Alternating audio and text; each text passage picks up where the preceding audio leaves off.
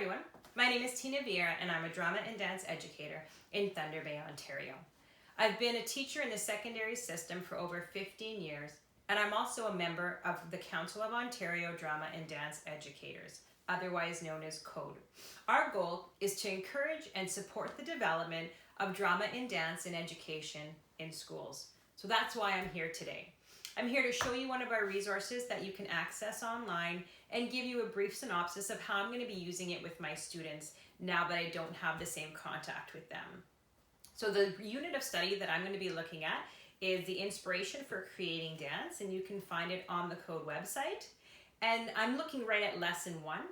The reason I like using this resource for this space and time is that I can choose a resource from home and read it online, which is what I've done, or the students can choose their own resources from home and build from there.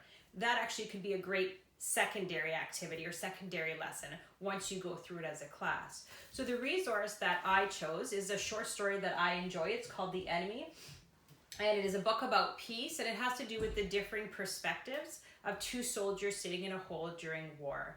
And it really does connect with that idea of global citizenship, which is so relevant right now with the experiences that we're having in the world. So the first thing I do is read the resource online to my students, and you can use whatever platform you're comfortable with.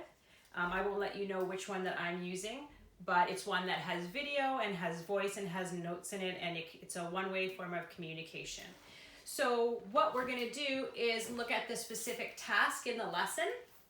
So what I do after I read the short story to the students is I ask them to sit with it for a couple of minutes and think of some words and phrases that really communicate the essence of the short story.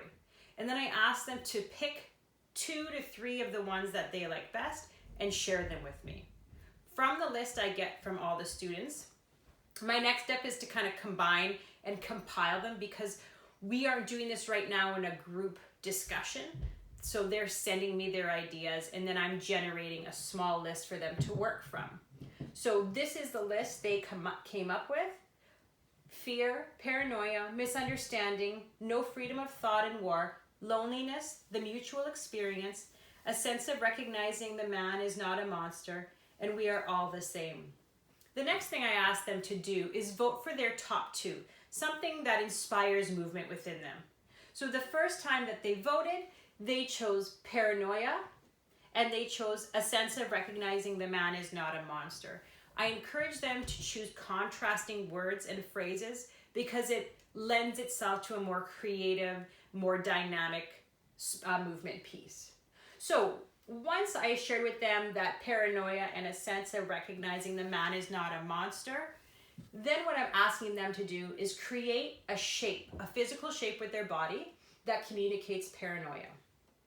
And then I'm going to ask them to do the same with a sense of recognizing the man is not a monster. So they're going to share those 2 images with me and upload them. And then what I'm going to talk to them about doing next is creating a small movement phrase, something that travels from A to B. And the length of movement is really going to depend on the student's living space right now.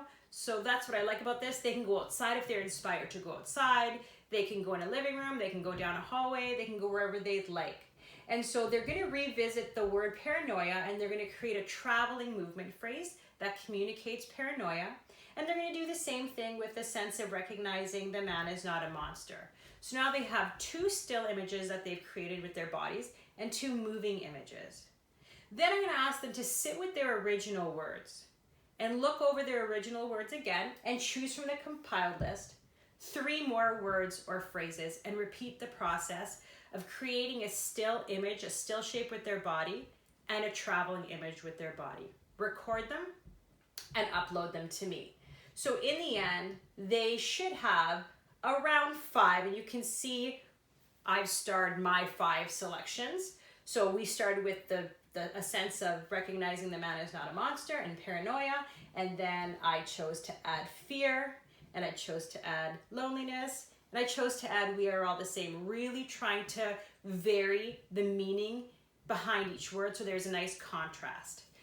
So what we're going to do next as students is we're going to work in our own creative process. And you can find the creative process online on the Code website, as well as the elements of dance, which students should be familiar with by now. You can find resources for those on the website that you could share with the students as well.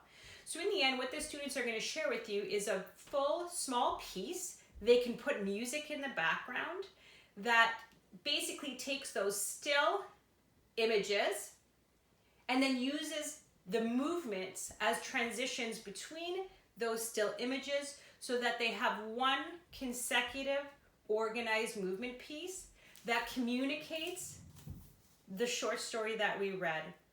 I hope I've explained it clearly. Please feel free to reach out to me on the Code website. My name is Tina Vieira again, and I look forward to speaking with you in the future. Take care and stay safe.